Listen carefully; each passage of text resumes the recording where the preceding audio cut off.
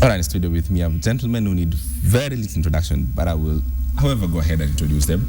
Joined by General Secretary for Pusetu, Charles Mukhwana, and of course, board member Wilson Sossion. Different capacity.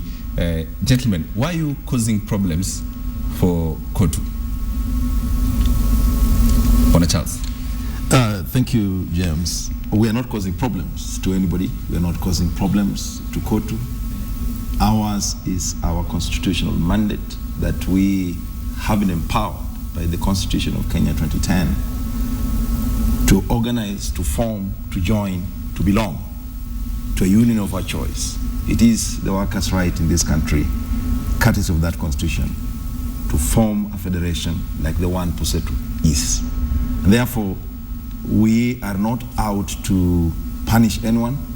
We are only increasing the democratic space and opportunities for the Kenyan worker, because for all these years, 50 plus years, Kenyans have only known Cotu. Workers have not been fully represented by Cotu. We as Pusetu would like to now come out and give these workers who have lacked an organized labor center to now have one. Why is Cotu a problem, Bwana Sossion? Cotu is not a problem to us, essentially. The biggest challenge that we've experienced, especially trade unions within the public sector, is that we have been isolated and relegated for very many years. If you look around, we've never been affiliates of Cotu. All the workers in the public service, we've not. Whereas now in the Constitution 2010, it provides for that right to affiliate and to form federations and to participate in activities of the trade union. What we are simply doing is that we are moving a notch higher as workers in the public service to organize ourselves through our labor center. If you look at the history of workers in this country, the trade unions in the public service are the oldest, in fact, older than Cotu. In matters of fact. NAT, for example, is 57 years old. It was started in 1957, and since 1960s, we've not been affiliated to Cotu. But in the face of the existing new constitution, where you have to fight for your space, this new constitution provides for individual institutions to struggle and get their space. We can only do it through an organized labor center. And after 2010, we now have robust and strong So the labor question is, why not Cotu? Because you have to answer that question. Why not Cotu? Why not Cotu? Yes. Because Cotu has never seen any interest of bringing on board the trade unions in the public service.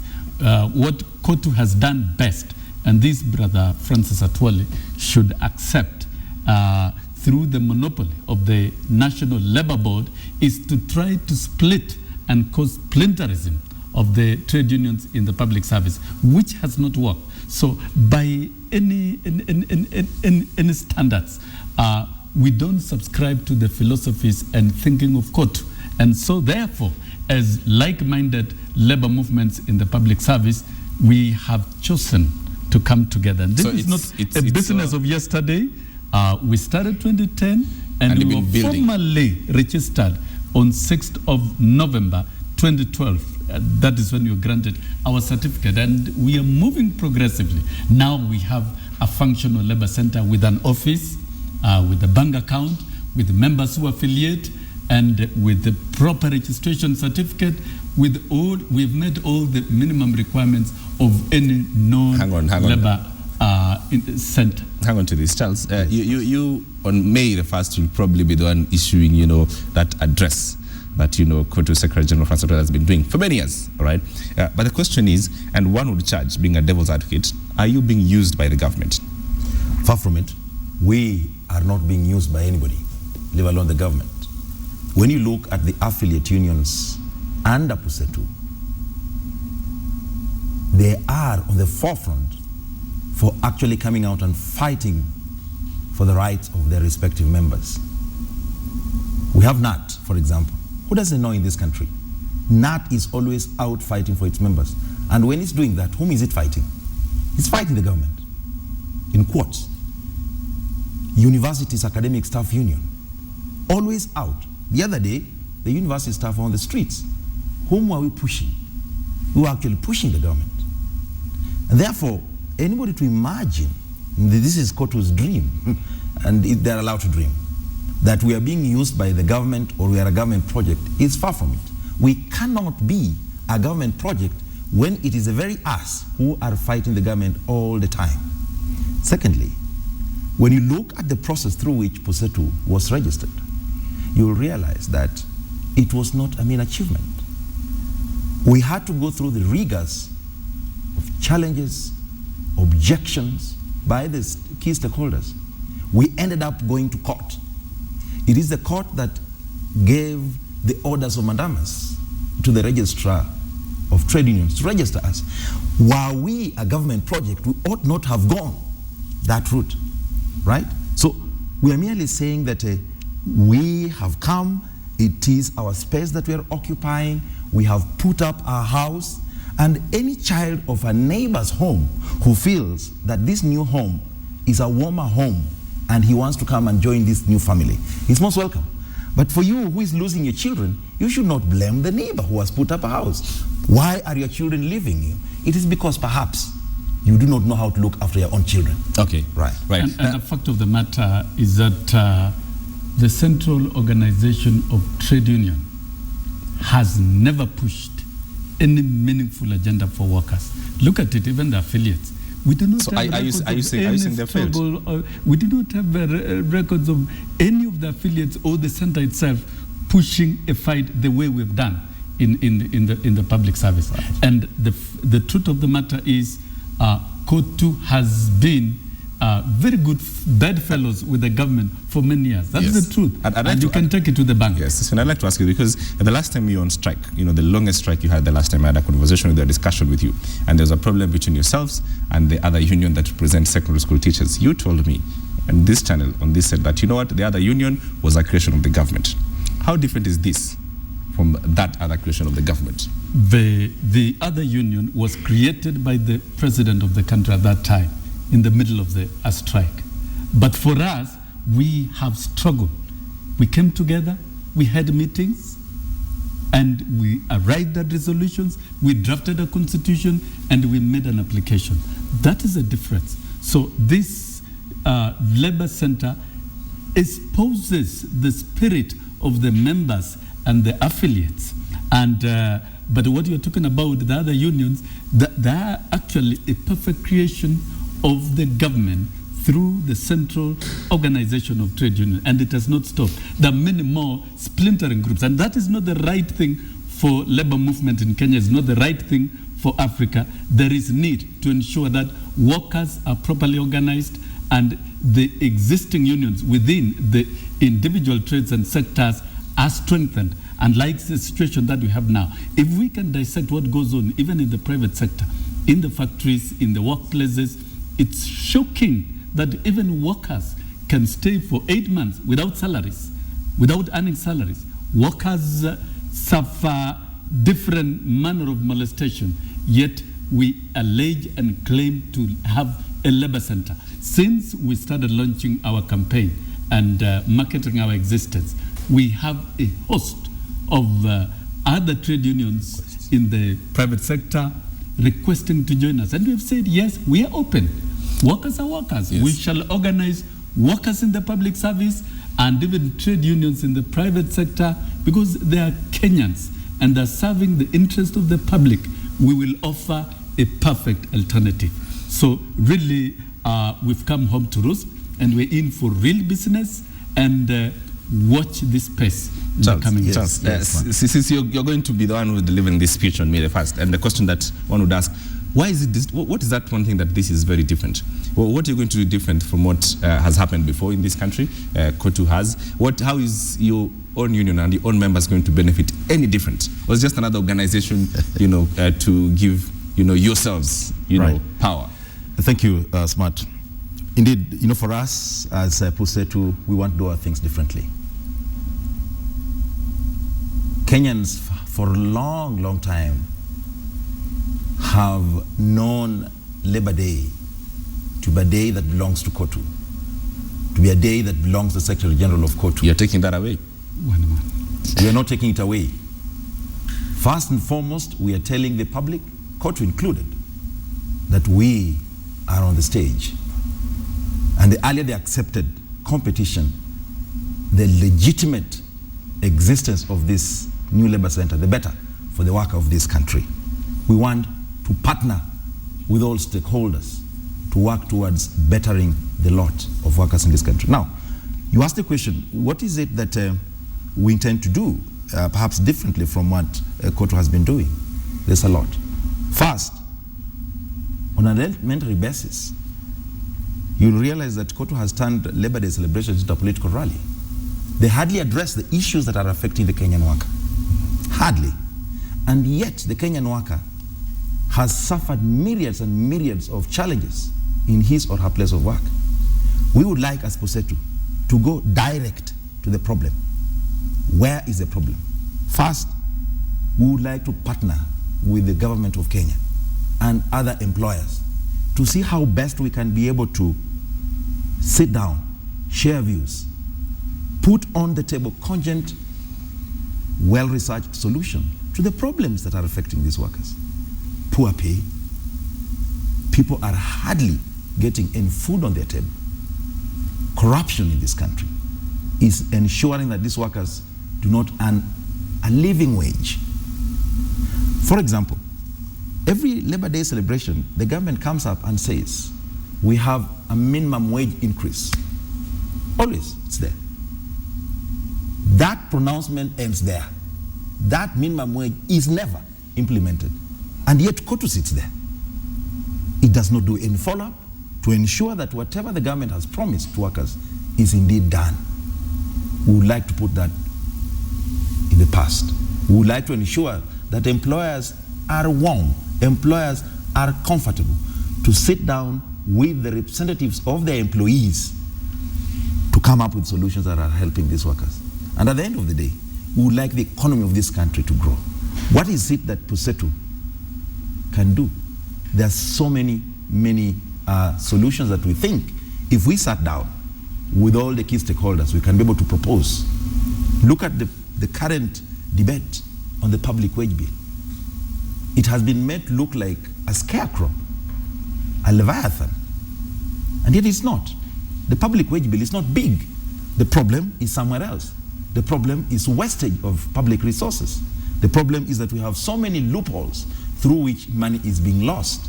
Even if the public servants were to give up 100% of their pay to go towards, reducing and sustaining the public wage bill, and the loopholes have not been sealed, we'll have done zero work. We would like to sit down with the government and tell the government, no, it is not the issue of the public wage bill. It is the issue of, one, corruption. Two, let us look at what is happening to those ghost workers, which the government itself has agreed that they are ghost workers in the public service. So there are very many ways that we would like to handle these matters. The other thing that we as Pusetu would like to do, different from our colleagues in Cotu, we would like to enhance industrial relations between the worker and the employer. It is possible in this country that we can be able to organize our unions under Pusetu so that then we minimize the amounts of time and the many man hours that workers have been spending on the streets, demonstrating, doing the strikes, and so on and so forth. At one time, the entire public sector was actually in a crisis. So are you saying that strikes, are not giving the desired results? They were giving, but look at the opportunity cost. When they end up giving those minimum results that you're talking about, but look at how much damage, how much loss to the economy, the revenue that's supposed to be collected. For example, in the universities, when staff are actually on strike, lecturers are out on strike, one of the universities loses 30 million shillings every day. That's money that ought to be going to the exchequer to help the economy of this country, to revamp the revenue collection of this country. So we would like to ensure that as we move forward, is it possible that we can be able to engage employers much more than has been the case? Engage the government much more than what has been the case. To empower our members, as it were. That is part of what we just want to come out and do. Right. And as we launch our labor center today, we want to hit the road running. We want to tell our members that we are prepared to go full hog, to ensure that we give members what really belongs to them. We do not want these rhetorics of singing on the stage, playing one-man guitar and everybody else clapping. That is not our hallmark. You realize that's a big thing, that has been a big thing for about 10 years now. Singing on the stage and giving passionate speeches on May Day. Yes, indeed. And this is where we want to make a departure, so that we shift and focus on issues that are going to transform the economies of this country. Very serious countries and very strong economies rely very heavily on the strength of trade unions. Look at it like Japan. Even government can borrow from investments from trade unions. And this is where we want to make a shift.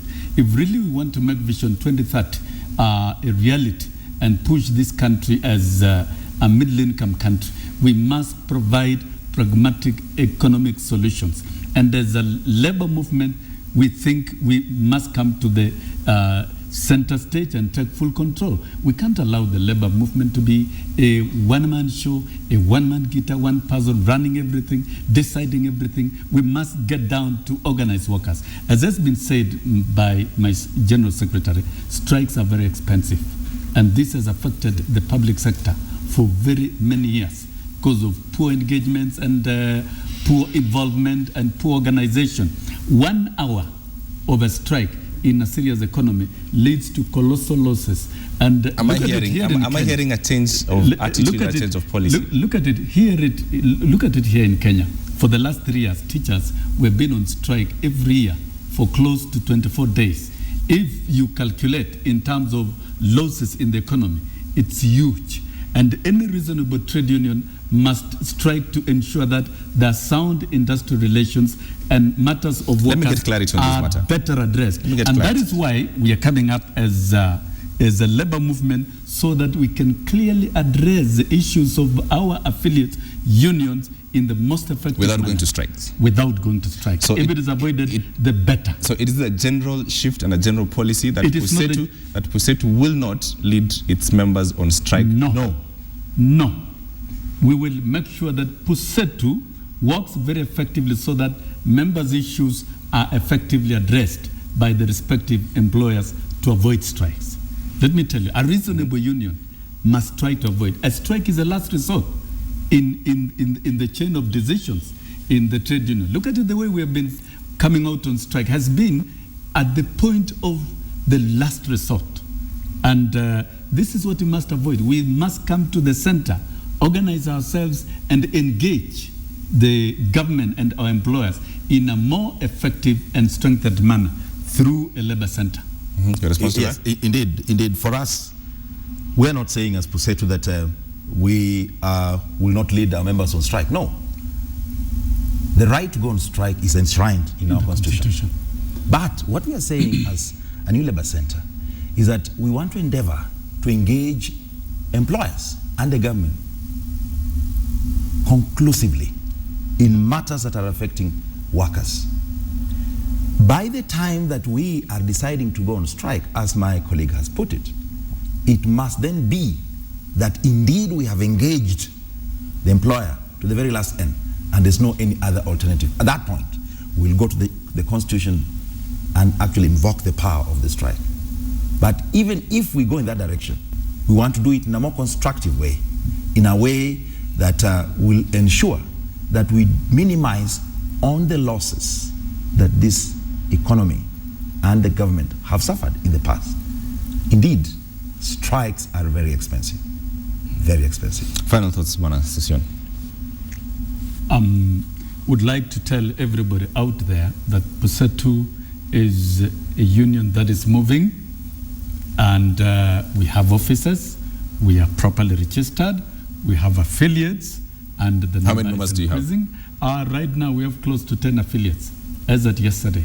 Even the doctors' union are on the way, and several other unions, and this is a union to watch. And would like to set the records straight. we have not established this center to rival any other existing center. Any other existing center is at liberty to organize itself and engage in its own business. And by any standards and statistics, Pusetu now has the highest membership and is the most representative trade union in this country, with members of about 700,000, whereas the old Labour Center does not exceed 160,000. So we want facts and the truth to guide this country. And we are here on our own volition. We've organized ourselves, the strongest unions that have existed independently without any Labour Center. We've now come together, and we are determined to make a difference in this country and ensure that the workers of this country are effectively represented and issues of unemployment are also sorted out effectively, because when the economy is strong enough, then all other socio-economic challenges can be sorted out. We would not be talking about insecurity in this country if the youth of this country are properly engaged, properly trained, and properly employed. Those are the long-term issues we would like to engage in as Pusetu, and we think we will get there. All right. General Secretary, Yes, final thoughts? Thank you, Smart. One, we would like to tell our members and the public at large that today, beginning at 10 o'clock, we will be launching officially Pusetu K, and the Honorable Cabinet Secretary of Labour will be officiating over the launch, and we're calling upon our members and public to follow what this particular center is about to do. We want their support so that as we move forward, we bring change to this movement in this country. Number two, as yesterday, we did, as a national executive board of Pusetu, the National Governing Council of Pusetu, laid out elaborate arrangements to mobilize our members all over the country in readiness for May Day celebration. That is their day. They should not be cowed, and they want to come out. And You're going to organize it? Right. Yes. All right. Is Cotu Secretary General Fansatuli welcomed in today's? Yes, we have invited him just to show you that we do not have any issue with anybody. Yes. We are not fighting anyone. Right. We want to invite all stakeholders so that we sit down and engage. Brilliant. For the better of workers of this country. Brilliant. Right. And is listed on the program to give a speech. To give a speech. As an affiliate center. We are looking forward to that today, Right. to that As a event sister today. center.